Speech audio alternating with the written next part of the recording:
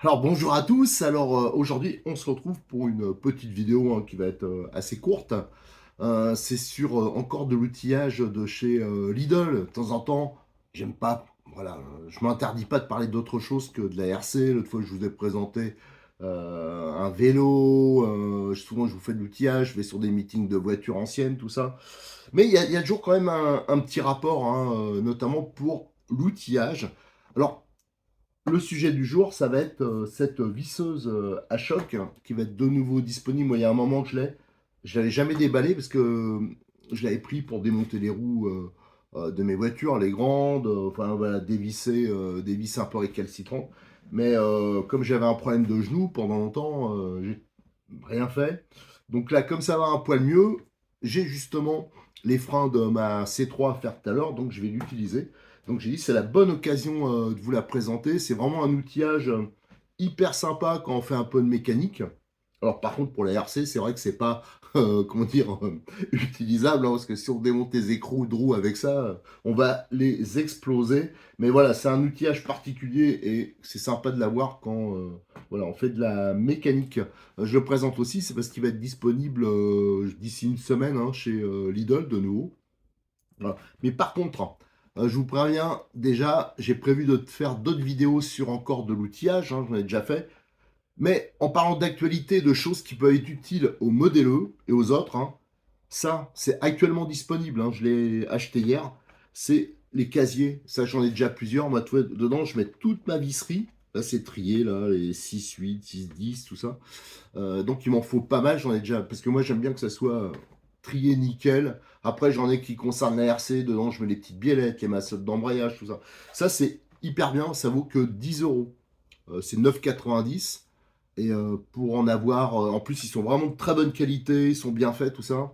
Et j'ai comparé avec des boîtes comme Brico Dépôt et des trucs comme ça, c'est beaucoup, mais vraiment beaucoup plus cher. Donc ça c'est souvent c'est qu'une fois ou deux fois par an maxi que c'est disponible. Donc si vous avez du rangement à faire, sautez dessus parce que ce matin, enfin non, j'y suis allé hier.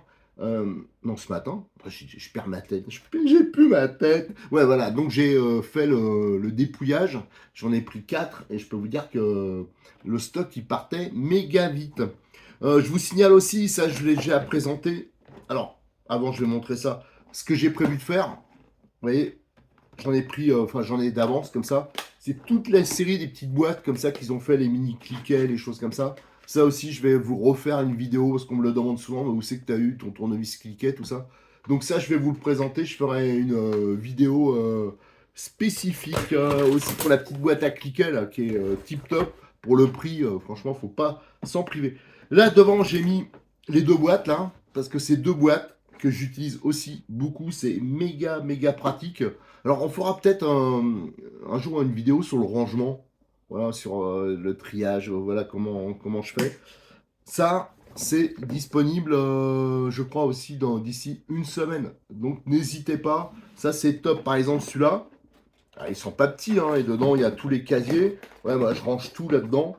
C'est vraiment très bien, par marque. Comme j'ai beaucoup de voitures, bah, c'est pratique. Et quand je fais un déplacement, bah, je les mets dans la voiture facilement. C'est empilable. Je crois que les 4 ça vaut 14 euros. Donc ça aussi, c'est quand même... Alors ça a un peu augmenté. Avant, je me rappelle, c'était moins de 10 euros. Bon, tout augmente. Donc les boîtes, n'hésitez pas non plus. Ça, c'est vraiment top. Celle-ci, par exemple, ce type de boîte, mais j'en ai... Ça, à chaque fois, je en reprends parce que c'est vraiment pratique. Je mets mes pièces, voilà, on peut marquer dessus. C'est vraiment très bien et c'est facilement transportable. Quant à notre visseuse, vous voyez, il y a déjà une masse. Je crois que ça fait plus d'1,5 kg pour faire un peu de muscu, tout ça, même plus, parce qu'il y a dedans, il y a des douilles, des trucs comme ça. On va l'ouvrir, on va regarder. Déjà, ce qu'on va regarder, c'est l'emballage, les caractéristiques. On le déballera. On va faire la petite présentation. Je ferai des photos, je le mettrai sur le forum de RC Mag. Et après, bah, comme j'ai les freins à faire, je vais le tester sur les freins. Donc je rappelle une clé à choc. C'est pas c'est pas une visseuse, c'est pas ça. Ça donne, en fin de compte, ça permet de, enfin un tout petit peu quand même, mais ça permet de donner sur des écrous de roue par exemple ou des choses qui sont un peu rouillées ou serrées fort, on peut régler le couple et ça donne des à-coups. Voilà, c'est pour ça qu'on appelle ça une clé à choc. Alors moi j'en avais déjà une pneumatique, et ça l'avantage c'est portatif, c'est pratique. et ça permet vraiment de débloquer certaines vis voilà, qu'on aurait eu plus difficilement avec un cliquet traditionnel ou alors avec une rallonge. Mais là, vraiment, c'est assez efficace normalement. Et là, il y a quand même du couple et je crois que c'est réglable en 5 positions. Allez, on va regarder ça de plus près. On va regarder ça de plus près. Alors, quand je disais que c'est pas une visseuse, c'est une visseuse, mais à choc, ça veut dire que c'est pas une visseuse, ce que je voulais dire, qu'on peut utiliser par exemple pour mettre les vis de plaque au plâtre, là, ou des choses comme ça. Non, parce que là, il y aura des à-coups, et je pense pas que la vitesse, par exemple, elle soit réglable. Enfin, voilà, c'est quand même assez différent d'une, ce qu'on appelle une visseuse traditionnelle qui fait perceuse à la fois, voilà. Alors, au niveau, donc on voit que c'est en 20 volts, le couple, il est quand même assez important, la batterie c'est 20 volts, 4 ampères. On voit qu'il y a 5 couples réglables, ajustables, hein, vitesse à vis de 2300 tours, fréquence de frappe 3000 coups minute, c'est assez balèze. L'emmanchement c'est demi, et on voit qu'il y a 4 douilles qui sont livrées, hein, 17, 19, 21, 23, donc ça par exemple pour les roues ça devrait être pas mal. Alors ils vendent aussi, alors je l'ai hein, quelque part mais je ne l'ai pas retrouvé, un coffret avec des douilles renforcées. Faut vous méfier quand même de ça, hein. C'est quand vous utilisez une visseuse à choc, mettez des lunettes de protection. Parce que comme il y a des chocs, ben, ça peut envoyer des petits morceaux, des petites particules métalliques, tout ça. Ça, c'est vraiment important, hein. Mettez des lunettes quand vous utilisez une visseuse à choc. Et aussi, faites attention aux douilles. Si vous utilisez, normalement, on utilise des douilles renforcées avec ça. Si vous mettez des douilles traditionnelles, attention à l'éclatement, hein, surtout si c'est pas de la qualité. Voilà, donc ça c'était important, je pense, à préciser. Apparemment, on peut charger. Non, l'autonomie serait de 60 minutes, je pense. Voilà, c'est ça. Qu'est-ce qu'on a d'autre comme information? On voit que la batterie, elle est compatible avec pas mal d'autres produits de la gamme. Alors, faut se méfier. Maintenant, Parkside, ils ont tendance à vendre des machines, enfin des outillages électriques sans la batterie. Euh, Parce que la batterie, elle est souvent commune avec plusieurs modèles, ils le vendent à part. Là, on voit la batterie, elle est bien livrée avec. Je pense le chargeur aussi. Donc voilà, on voit que le chargeur, il a un système comme nous dans la RC avec un chargeur intelligent, hein, donc il fait une balance. Donc ça, c'est bien. Allez, maintenant, on va regarder un peu sur les côtés s'il y a d'autres informations. Alors, il n'y a rien de spécial, de l'autre côté, c'est la même chose. On voit déjà qu'en dessous, c'est une mallette, hein, donc ça sera pas mal. Et là, on voit des choses, voilà, ce qui est livré. Donc, il y a 4 douilles. Pour moi, c'est des modèles renforcés. Là, on voit bien hein, l'usage. Ça sera notamment pour démonter les roues et les remonter. On a un éclairage LED intégré et il y a bien la batterie et le chargeur dit intelligent. Allez, maintenant, ce qu'on va faire, c'est je vais retirer le carton et on va ouvrir la mallette. Voilà, j'ai retiré le carton. Alors, on voit les fixations métalliques, là. C'est plutôt bien. Ça a l'air bien rigide. L'emballage, hein, c'est toujours important, je trouve, parce que quand on stocke, après, bah voilà, faut que ce soit bien rangé. L'outillage, faut y faire quand même attention, hein. C'est pas donné, hein, là, de mémoire. Alors moi, je l'avais pas payé ce prix-là, mais ça a augmenté, mais ça reste pas cher pour une clé comme ça. À choc, c'est, je crois, 79 euros. Voilà. Euh, Allez, on l'ouvre et on va découvrir ce qu'il y a dedans. Alors, je l'avais jamais ouvert, hein. Donc on trouve la vis. Ouais, c'est une belle bête, hein.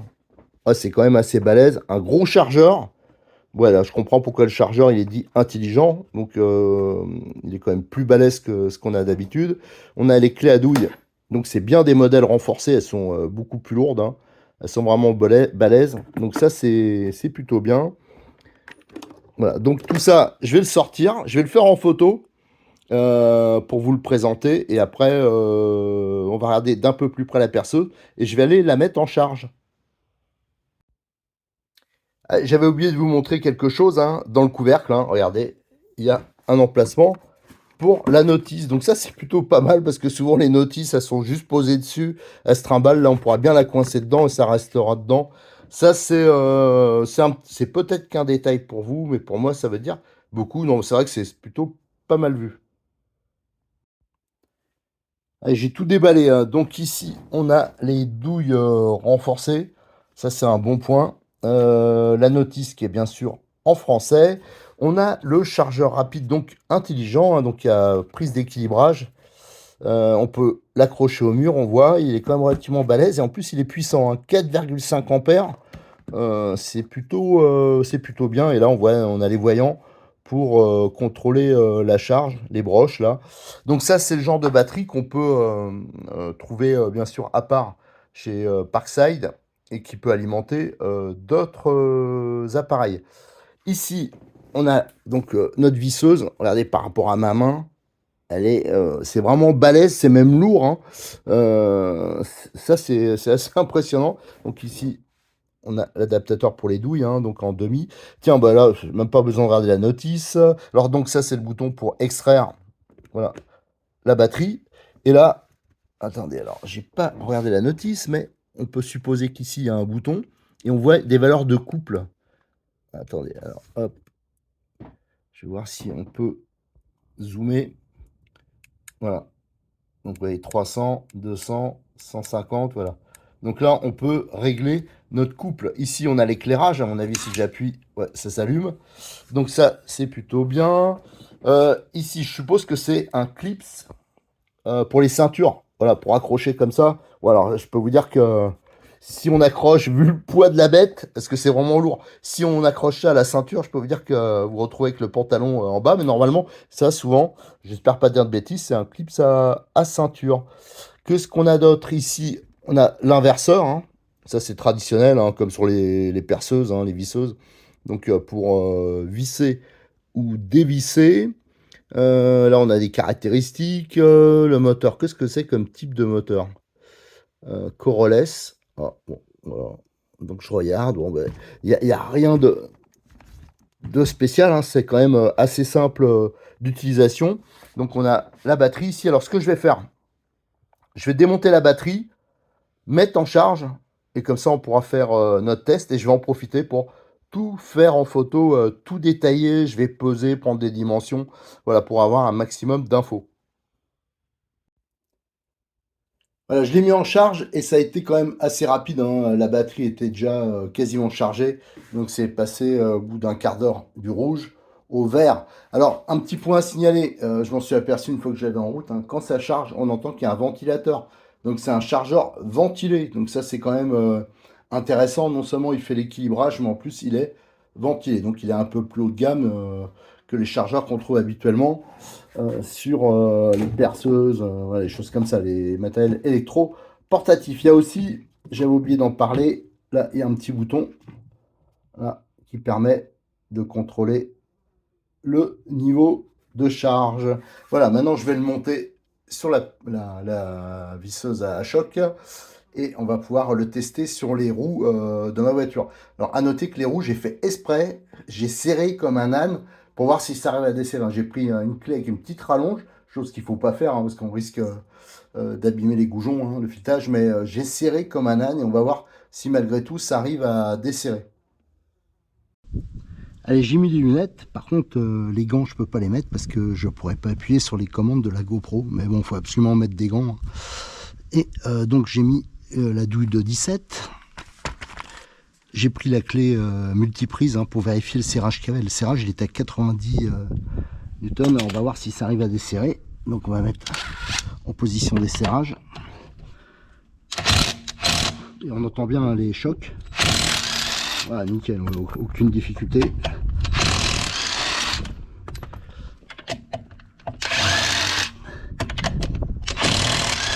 Voilà, ça marche vraiment bien. Hop.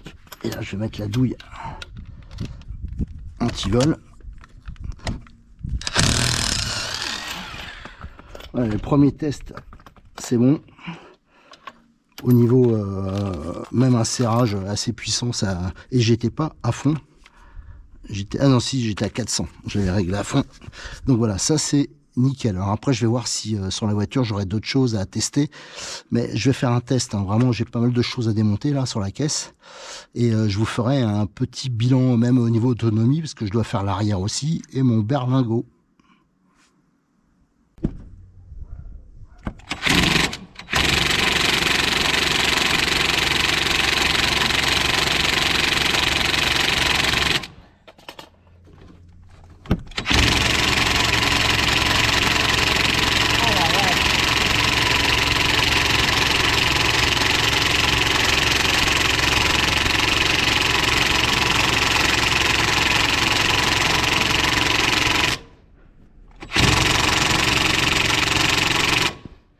Là, par exemple, c'est une vis qui était à son grippé. Hein. Ça n'a jamais été fait. La voiture, elle a 100 000, elle a 12 ans.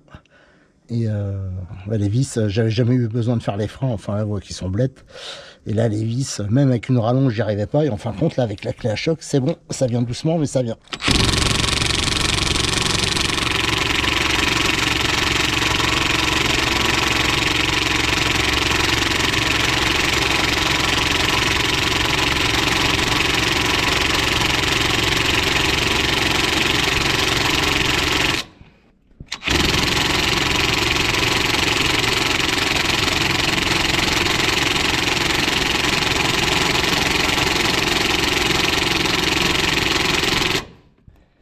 Voilà, donc ça va venir comme ça, c'est bon. Allez, je vais faire le remontage des roues. Alors je vais pas mettre le couple à fond. Hein. Donc ici, on va le mettre à pas 400 mais à 300 parce que j'ai testé le côté. Je trouve que ça sert un peu plus.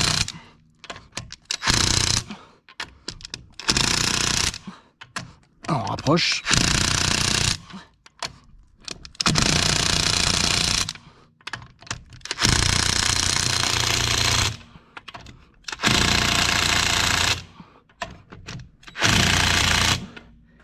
Et là, j'ai réglé à 95, hein, c'est le bon couple. Je vérifie donc avec la clé dynamo. Ah. Alors là, on aurait pu serrer un poil plus. C'était presque bon. Alors je vais tester. Ah, pourtant l'autre côté, je vais mettre à fond.